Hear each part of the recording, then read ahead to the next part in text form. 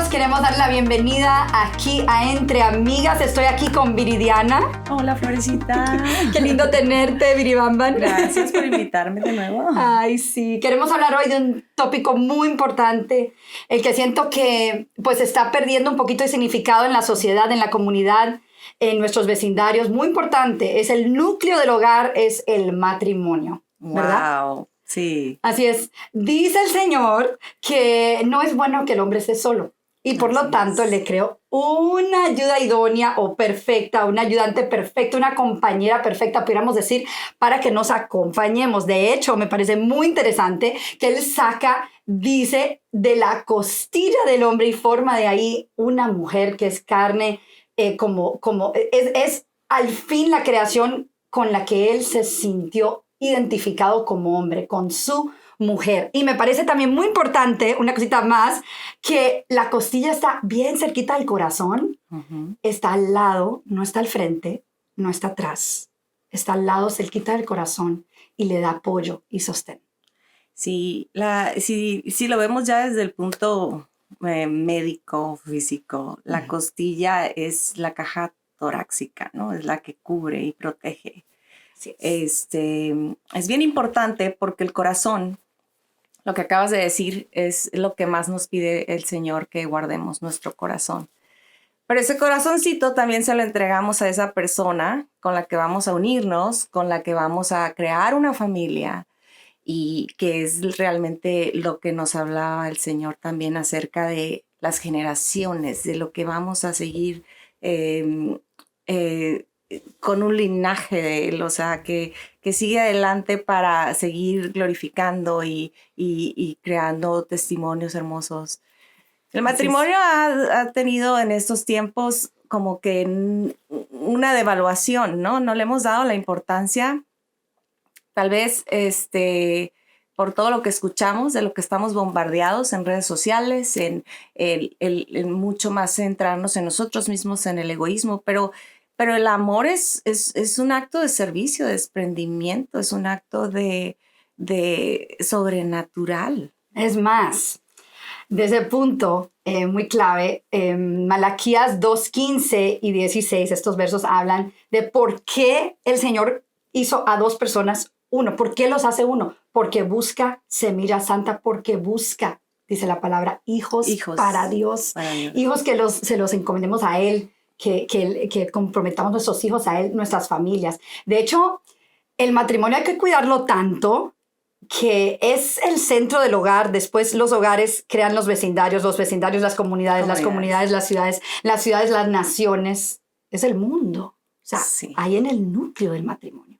¿Sí o no? Y nosotros decidimos, yo creo que la mujer tiene una influencia muy grande en esto, porque nosotros somos las creativas, nosotros somos capaces de llevar a un hombre a lo más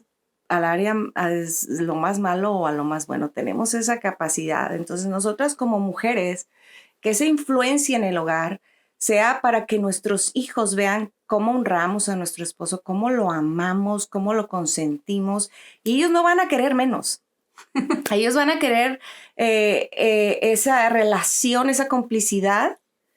Y algo que me ha llamado mucho la atención al principio, las generaciones era como que el enfoque, tienes los hijos, pero luego tu mundo son los hijos. Cuando en realidad los hijos nunca van a dejar de ser nuestros hijos. Los hijos, cuando tú los ves pasar por la calle, no dices, allá va mi ex hijo. Pero sí puedes llegar a decir, allá va mi ex marido. Pero si tú no cuidaste esa relación, no cuidaste ese amor, al ratito tus hijos están divididos, o sea, divididos en otras dos familias, porque si él vuelve a hacer su vida, tú vuelves a hacer su vida, y todo se vuelve un caos. El matrimonio es para bendición.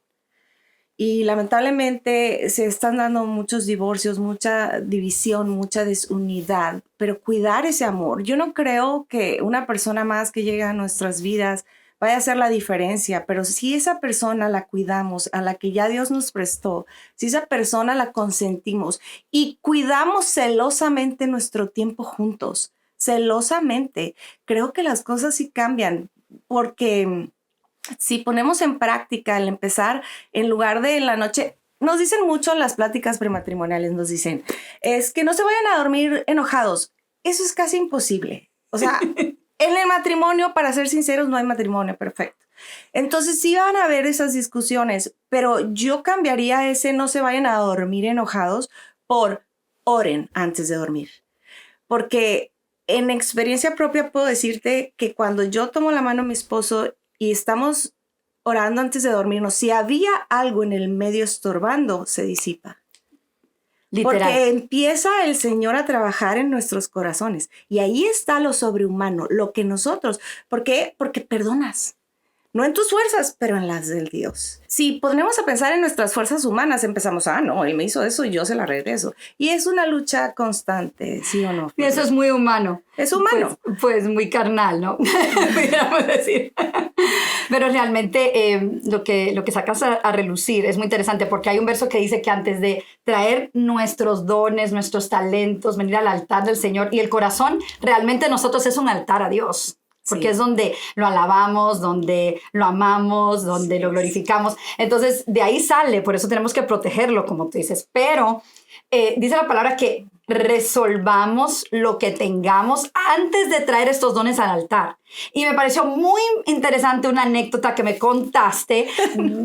A ver, ¿qué te conté? Me encantó.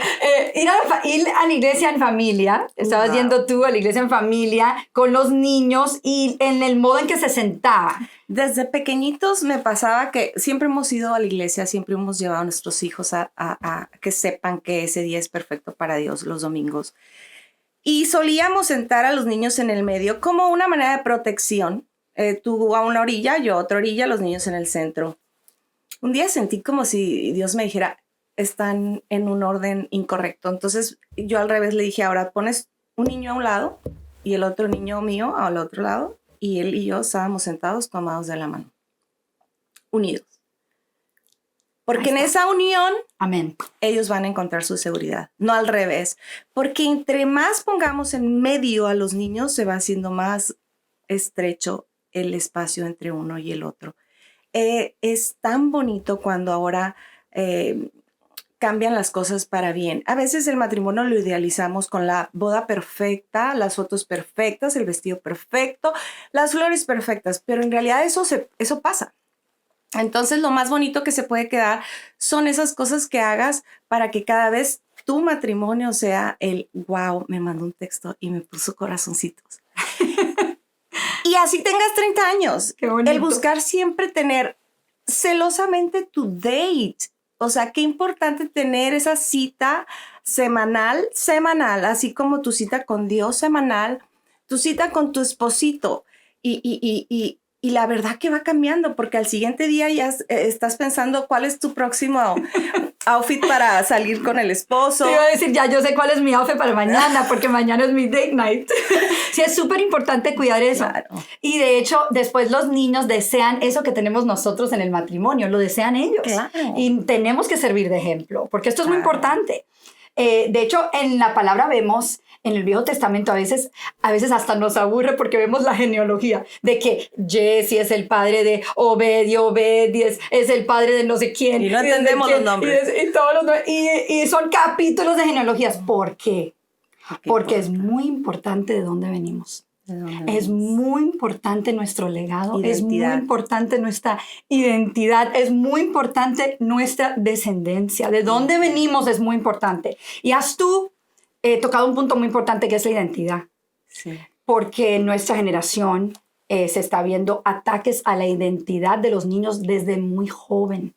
Sí. A apoyos, a confusiones y a tendencias que a veces no son necesarias, especialmente a una edad muy joven. Y al atacar y al apoyar la confusión en lo que es la identidad desde muy joven, eso afecta también en el futuro lo que es los roles, los papeles en lo que es el matrimonio, que después es el núcleo de los hogares. Sí, creo que la identidad es muy importante porque es ahí donde sabemos cuál es el propósito realmente que tenemos. Cuando crecemos en confusión, cuando crecemos, lamentablemente el hombre nos equivocamos, el hombre cometemos errores y el ser humano ha enfocado esta identidad en el hombre. Por ejemplo, vamos a decirlo así, en una familia el papá falló, muy feo, cuando debió haber sido ese papá el que protegiera. Entonces ponemos toda nuestra identidad en ese hombre que falló, en ese hombre que la regó, cuando en realidad nuestra identidad es en Cristo. Entonces yo digo, ok, veo con los ojos de misericordia, mi papá venía roto, no supo cómo hacerlo, pero yo sé quién soy. Yo sé cómo Dios me creó y qué es lo que me corresponde hacer diferente. Me tocó mucho una moraleja que hablaba de dos hijos de un mismo papá con problemas de alcoholismo, y decía uno, ¿tú por qué tomas? Y le dice, porque mi papá toma. Y le preguntan al otro, ¿y tú por qué no tomas? Y la respuesta fue exactamente la misma, porque mi papá toma. Entonces, las decisiones que nosotros tomamos nunca deben de ser basadas, ¿qué es lo que hicieron nuestros padres mal? Porque nosotros tenemos la autoridad y la responsabilidad de hacer las cosas diferentes. ¿Cómo nos gustaría cambiar esa historia? Esa historia que pudo haber sido bella, pero lástima, mi papá venía roto, mi mamá venía rota, o los dos venían rotos, los dos llegamos con un equipaje al matrimonio y pues sin querer, porque dudo mucho que un padre quiera dañar a un hijo intencionalmente, más bien ellos vienen dañados. Y eso es precisamente el amor, Florecita. El amor es cuando dice Dios se convertirán en una carne. El amor es como si yo, siendo él mi esposo, como si yo soy una sola carne con él, voy a autolastimarme. Así es. Entonces, si lo vemos de ese lado, yo quiero amar a mi otra parte, que es parte de mí. Así es. Y viceversa del otro lado. Los dos tenemos que poner esa... Y la palabra lo dice, o sea, el que se ama a su propia carne, el que ama a su esposa, ama a su propia carne. Claro. Entonces, Efesios 5 habla de que Él es el protector y el que nos cuida. Pero nosotros como corazón del hogar, que eso está muy bonito y muy claro en el Salmo 128, nosotros somos el corazón de nuestro hogar. Sí. Y nosotros tenemos muchísima influencia y tenemos que cuidar de nosotros desde adentro. Tenemos que cuidar, estar orando por nuestros espositos, que Dios les cuide sus ojitos, que Dios les cuide sus oídos, que Dios les cuide allá afuera. Y nosotros de aquí, desde adentro, estar orando por esa unión familiar tan linda que es cuidar el matrimonio, la familia, para las próximas generaciones. Sí, amén. ¿Por qué no oramos por nuestra audiencia? Claro que sí. Te damos gracias, Señor, por nuestra audiencia. Te damos gracias por estas amigas, estos amigos. Te damos gracias por estos hermanos y estas hermanas y pedimos, Señor, tu sabiduría. Tú dices que si a nosotros nos falta sabiduría, que pidamos de lo alto. Y tú darás la sabiduría con generosidad como tú lo haces con todas las cosas. Un Dios generoso que no va a sostener la sabiduría, sino que la va a derramar sobre nosotros, sobre nuestras vidas, para nuestras generaciones, para ayudarnos, Señor, con sabiduría. Tu palabra dice, Señor, que con la sabiduría es que se edifican los hogares. Y te pedimos, Señor, esta sabiduría para nosotros y para todas nuestras amigas, nuestros amigos y nuestra audiencia. En el nombre de Jesús. Amén. Gracias por estar con nosotros. Besitos y bendiciones. Saludos. Hasta la próxima.